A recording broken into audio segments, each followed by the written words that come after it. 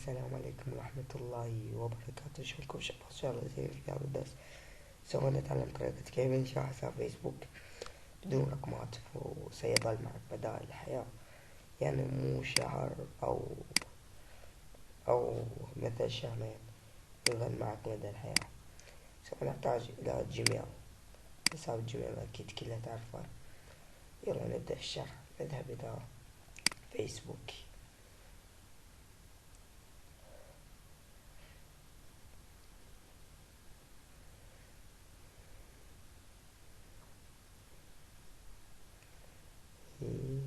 شباب الدنيا شوي ضعيف. شباب كما يسمعكم. شباب نكتب الاسم الأول، اسم العائلة، بريد إلكترون تكتب حساب الجيميل.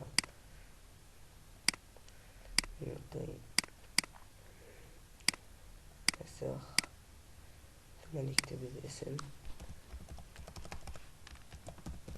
محمد، عفوا محمد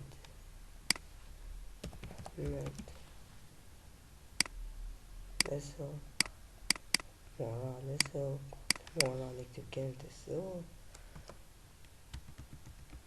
أي شي كلمة السر.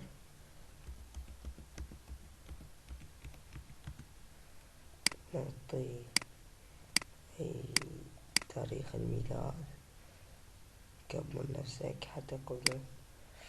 نعطي ذكاء، نعطي فتح حساب في فيسبوك، نعطي ليس له هيجاي. شو واضح من ذنه شباب.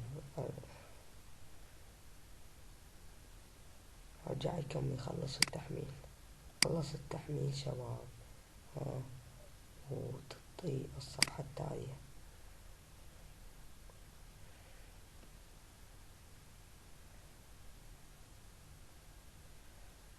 تنتظر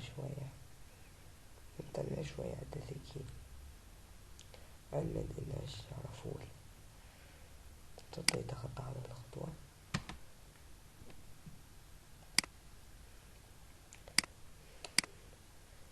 الصفحة التالية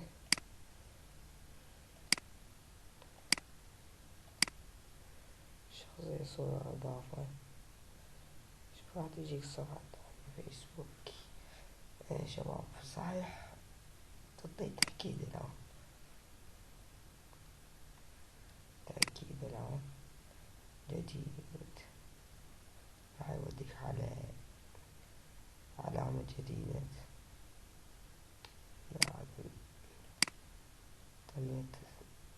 يعني بطيء جدا. بدل حصول الطلب. شوف شباب ننتظر شوية. شباب أرجع لكم بعد من كمل التحميل. شباب شوية أنا خلص التحميل. خلص تطلع لك هاي النافذة، تعطي السماح.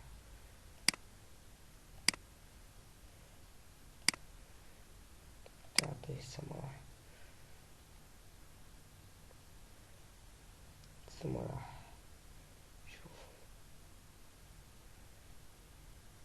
تم تأكيد حسابك. يمكنك استخدام كل الميزات. موافق. مبروك عليك الحساب شباب مبروك عليكم الحساب. يلا شباب شفتوا قدامكم هذا الدرس الجديد كيف إنشاء حساب فيسبوك.